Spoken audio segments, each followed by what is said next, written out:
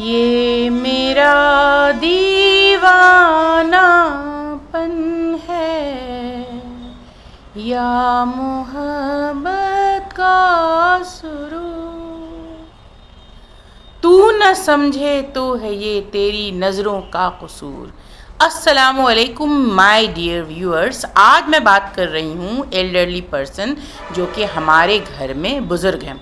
जी हाँ, मैं आज आपसे एक वाक़या शेयर करने जा रही हूँ जो कि दिल को छू जाने वाली है, जिससे इंसान का दिल पसीज जाए। एक बार मैं इसी तरह से घर के बाहर गई और अचानक से मैंने देखा कि एक रिक्शे से एक बूढ़ी सी औरत को किसी ने उतारा और फिर वो रिक्शे पे बैठकर चला गया।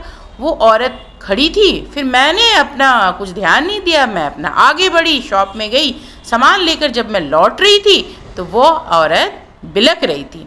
तो मैंने पूछा, क्या हुआ, आप इतनी परेशान क्यों हैं? तो कह रही थी कि मैं अपने दामाद के साथ कहीं जा रही थी, मेरे दामाद ने मुझे उतार दिया और पता नहीं गलती से वो चला गया। तो मुझे ये सारी चीज़ें समझ में आ गई कि ये कोई गलती नहीं थी, ये जानबूझ करके उसने इस औरत को जो है रास्ते में उतार दिया। अब ये कोई मतलब एकलौती कहानी नहीं है, ये कहानी बहुत आम हो चुकी है कि लोग अपने माँ बाप को बसों में बिठा देते हैं और कंडक्टर से, ड्राइवर से बात कर लेते हैं और एक अनजान सी जगह या फिर किसी ओल्ड होम के सामने उतार कर अपनी जो है जिम्मेदारी से बरी हो जाते हैं और उन्हें एक झंझट, एक झमेला, एक परेशानी समझते हैं।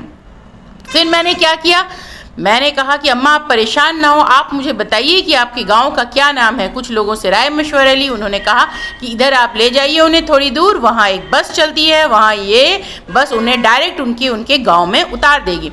फिर मैं उन्हें पकड़ कर ले गई, तब तक वो रोती रही, बिलकती रही और उस वक्त थोड़ा मतलब अप्रॉक्सीमेटली इवनिंग टाइम हो रहा था कि सनसेट टाइम हो रहा था। अब मैंने एक बस वाले से बात की, मैंने कहा ये लीजिए पैसे और इनको गांव इनके छोड़ दीजिए। बस वाले को भी मतलब इनके ऊपर एक दुख हुआ, अफसोस हुआ। उन्होंने ये कहा कि कोई नहीं, आप पैसे मत दीजिए, मैं इनके गाँव छोड़ दूँगा।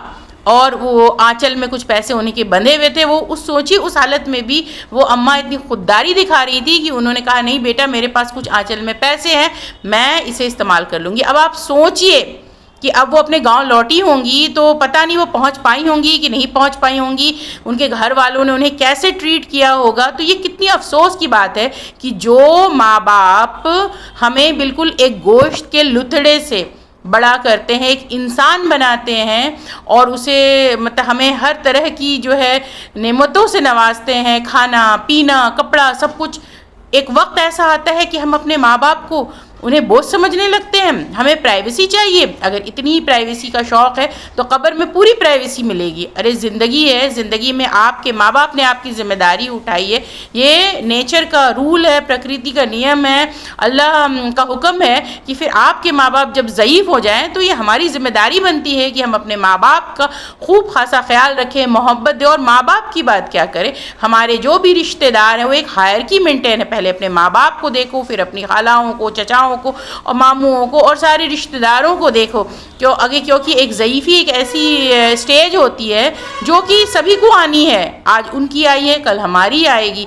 तो बस मैं इस वीडियो के ज़रिए एक मैसेज लोगों तक पहुंचाना चाहती हूं कि ऐसा अगर आपकी सोसाइटी में हो रहा है तो आप इसके ख़िलाफ़ आवाज़ उठाइए और एक जागरूकता फैलाइए, लोगों को समझाइए कि ये बहुत बुरी चीज़ है। क्योंकि कभी कभी क्या होता है कि पेरेंट्स घर में भी होते हैं फिर भी उन्हें मिसट्रीट किया जाता है, उनसे सही से लोग बात नहीं करते हैं, वो एक कमरे में पड़े रहते हैं, बच्चों को बोलते हैं कि आप उनके पास मत जाइए, आपको उनसे इन्फेक्शन होने के चांसेस हैं, उनके साथ मत खाइए, उनकी प्लेटें अलग कर दी जाती है, उनकी ग्लास अलग कर दिए जाते हैं। क्या भाई क्या, इन्फेक्शन अगर होना होगा ना तो किसी भी हाल में हो जाएगा। कहते हैं ना कि जब वक्त बुरा हो तो हाथी पे बैठे हुए इंसान को भी कुत्ता काट लेता है, जब इन्फेक्शन लगनी होगी ना तो लग जाएगी। लेकिन अपने बुजुर्गों को इस तरह से उन्हीं के खुद के घर में आप इस तरह से उन्हें कैदी की तरह ना रखें। It's a message to the society कि हमारे बुजुर्गों को हमें बहुत ही ध्यान से ख्याल से रखना है, उनके फिजिकल हेल्थ का तो ख्याल रखना ही रखना है, साथ ही साथ उनके मेंटल हेल्थ का भी ख्याल रखना है। ये हमारी मुआशरे की जिम्मेदारी बनती है।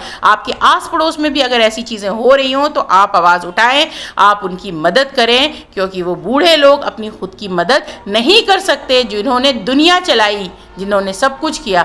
याद रखिएगा, बुढ़ापा सबको आना है, हमें भी आएगा। तो अपने बुढ़ापे की तैयारी ऐसे करें कि जो बूढ़े हैं हमारे सामने, उनकी जो है खिदमत करें, दुआएं लें। ये दुआएं बड़ी अनमोल है, क्या पता कि हमें इन दुआओं की सख्त ज़रूरत पड़े, क्या पता कि ज़रूरत पड़नी ही पड़नी है। तो इन बूढ़े लोगों से हम खूब सारी दुआएं लें और अपनी आखिरत जो है वो कामयाब करें, आखिरत बनाएं। अगर मेरी बात आपको अच्छी लगी हो तो प्लीज़ आप इस चैनल को सब्सक्राइब करें और शेयर करें और कमेंट करें, कुछ सजेशंस दें मुझे, मैं आपसे ज़रूर राब्ता कायम रखूँगी इंशाअल्लाह। तब तक के लिए इजाज़त दीजिए, अल्लाह हाफ़िज़।